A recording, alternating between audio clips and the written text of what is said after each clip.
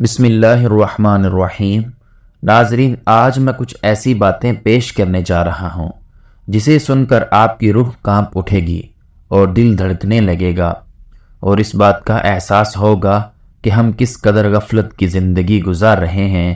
ایک ایسی رات جس کی حقیقت جان کر آپ حیران رہ جائیں گے، ایک ایسی رات جسے چھوڑ دینا بدقسمتی ہوگی، ایک ایسی رات جس کی برکت خود اللہ کے نبی حضرت محمد صلی اللہ علیہ وسلم نے بیان فرمائی ہے۔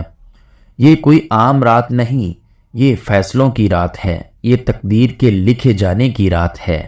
یہ وہ رات ہے جس میں اللہ تعالیٰ اپنے بندوں پر رحمتوں کی بارش برساتا ہے۔ جی ہاں، وہ کون سی رات ہے؟ وہ ہے شب برات۔ شب کا مطلب ہے رات اور بارات کا مطلب ہے نجات، یعنی یہ وہ مبارک رات ہے جس میں اللہ تعالیٰ گنہگاروں کو جہنم سے نجات فرماتا ہے، توبہ کرنے والوں کو معاف کر دیتا ہے، اور بے حساب لوگوں کی قسمت کے فیصلے لکھے جاتے ہیں۔ محترم ناظرین، کیا آپ جانتے ہیں کہ شب بارات کی رات میاں بیوی کا ایک ساتھ سونا کیوں ضروری سمجھا جاتا ہے؟ کیا یہ کوئی شرعی حکم ہے یا مخص ایک روایت؟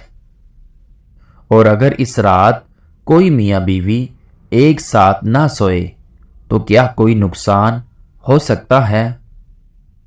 آج کی اس ویڈیو میں ہم آپ کو شب بارات کے ایک ایسے پہلو کے بارے میں بتانے جا رہے ہیں جس میں شاید آپ نے پہلے کبھی غور نہ کیا ہو۔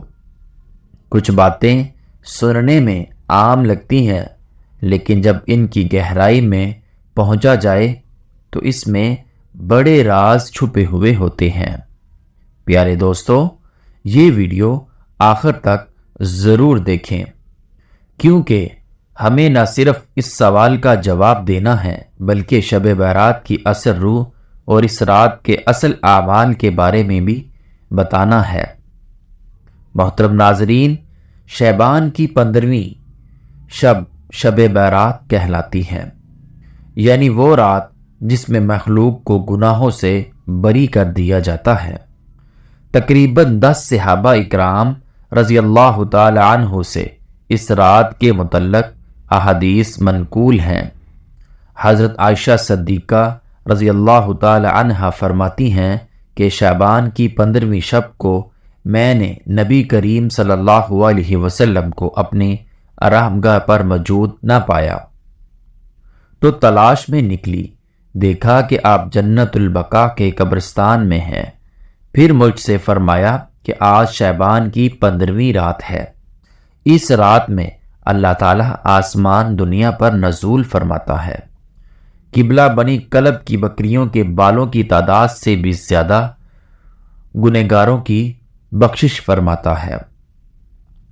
دوسری احادیث مبارکہ میں ہے، اس رات میں اس سال پیدا ہونے والے ہر بچے کا نام لکھ دیا جاتا ہے۔ اس رات میں اس سال مرنے والے ہر آدمی کا نام لکھ دیا جاتا ہے۔ اس رات میں تمہارے اعمال اٹھائے جاتے ہیں اور تمہارا رزق اتارا جاتا ہے۔ اسی طرح ایک روایت میں ہے کہ اس رات میں تمام مخلوق کی مغفرت کر دی جاتی ہے سوائے 7 لوگوں کے۔ وہ یہ ہیں: مشرک، والدین کا نافرمان، کینہ پرور، شرابی، قاتل، شلوار کو ٹخنوں سے نیچے رکھنے والا اور چغل خور۔ ان 7 افراد کی اس عظیم رات میں بھی مغفرت نہیں ہوتی جب تک کہ یہ اپنے جرائم سے توبہ نہ کر لیں۔ حضرت علی رضی اللہ تعالی عنہ سے ایک روایت بھی منقول ہے کہ اس رات میں عبادت کیا کرو اور دن میں روزہ رکھا کرو۔ اس رات سورج غروب ہوتے ہی اللہ تعالیٰ اپنے بندوں کی طرف متوجہ ہوتے ہیں اور اعلان ہوتا ہے، کون ہے جو گناہوں کی بخشش کروائے؟ کون ہے جو رزق میں وسیع اور رزق کو بڑھوائے؟ کوئی مصیبت زد ہے جو مصیبت سے چھٹکارا حاصل کرنا چاہتا ہو۔ ان احادیث کریمہ اور صحابہ اکرام رضی اللہ تعالی عنہ اور بزرگ الدین کے اعمال سے اور عمل سے یہ ثابت ہوتا ہے کہ اس رات میں 3 کام کرنے ہیں۔ نمبر 1، قبرستان جا کر مردوں کے لیے اصال ثواب اور مغفرت کی دعائیں کی جائیں، لیکن یاد رہے کہ نبی کریم صلی اللہ علیہ وسلم سے ساری حیات مبارکہ میں صرف 1 مرتبہ شب بارات میں جنت البقاء جانا ثابت ہے۔ اسی لیے اگر کوئی شخص زندگی میں 1 مرتبہ بھی اتباع سنت کی نیت سے چلا جائے تو اجر ثواب کا ثابت ہوگا۔ لیکن پھول پتیاں، چادر چڑھاوے اور چراغ کا اہتمام کرنا اور ہر سال جانے کو لازم سمجھنا، اس شب کو شب بارات کے ارکان میں داخل کرنا، یہ ٹھیک نہیں ہے۔ جو چیز نبی کریم صلی اللہ علیہ وسلم سے جس درجے میں ثابت ہے اس کو اسی درجے میں رکھنا چاہیے۔ اس کا نام اتباع اور دین ہے۔ نمبر 2، اس رات میں نوافل، تلاوت قرآن مجید، ذکر و اذکار کا اہتمام کرنا۔ اس بارے میں یہ واضح رہے کہ نفل ایک ایسی عبادت ہے جس میں انتہائی مطلوب یہ خلوت کی عبادت ہے۔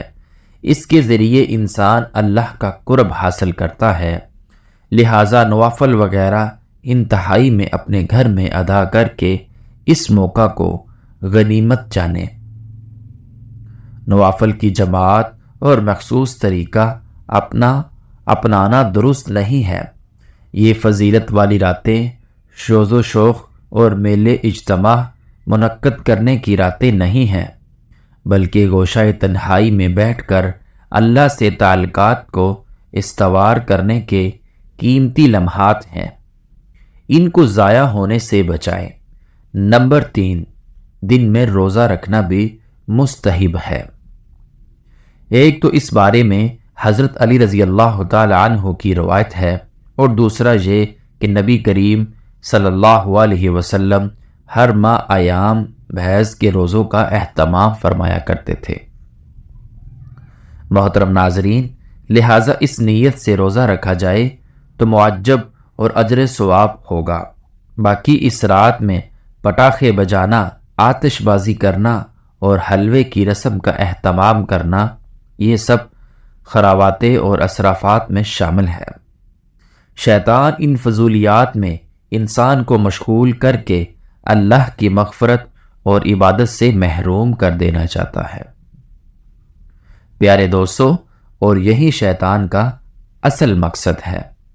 بہرحال اس رات کی فضیلت بے اصل نہیں ہے، اور سلف الصالحین نے اس رات کی فضیلت سے فائدہ اٹھایا ہے۔ لیکن جہاں تک میاں بیوی ایک ساتھ سونے کا تعلق ہے، اس بارے میں کوئی مسند حدیث یا افقی حکم موجود نہیں جو اس عمل کو خاص طور پر لازم قرار دیتا ہو۔ تاہم اس موضوع کو مختلف ازواجیوں سے دیکھا جا سکتا ہے، جس میں شرعی، روحانی اور ازواجی تعلقات شامل ہیں۔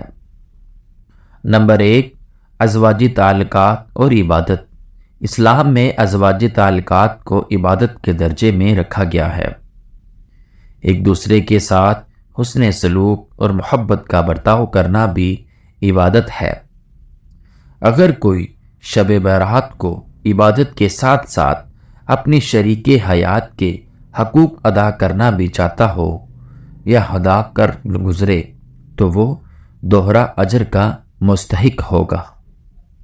نمبر 2، شیطانی وسوسوں سے بچاؤ۔ پیارے دوستو، میاں بیوی کا رشتہ مضبوط ہو تو شیطان درمیان میں داخل نہیں ہو سکتا۔ ایک ساتھ سونا میاں بیوی کے درمیان محبت کو بڑھاتا ہے اور دلوں میں الفت پیدا کرتا ہے۔ اگر کوئی اس رات مخصوص عبادت میں مشغول ہو کر شریک حیات کو نظر انداز کر دے تو اس سے ازواجی زندگی میں دوریاں پیدا ہو سکتی ہیں۔ نمبر 3، مغفرت اور درگزر۔ شب بارات مغفرت کی رات ہے، اسی لیے اگر میاں بیوی کے درمیان کوئی رنجش ہو تو یہ بہترین موقع ہے کہ وہ ایک دوسرے کو معاف کر دیں۔